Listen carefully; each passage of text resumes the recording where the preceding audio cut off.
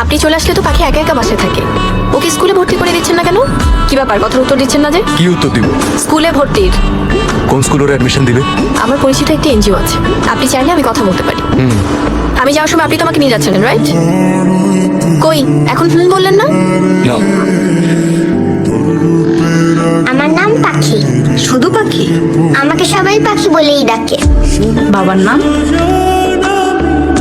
জংলি। না না, জনি। আমি শুধু জংলি বলে ডাকি। শুধু জনি? মেহেদি হাসান। মেহেদি হাসান জনি। আর মায়ের নাম? ম্যাডাম, ওর মায়ের ব্যাপারে। দাঁড়ান, তিথি। তুই তিথির নাম বললি কেন? তুমি তো বললে না, তাই আমিই বলে দিলাম। ও শুনলে কি মনে করবে? কি আর মনে করবে, খুশিই হবে।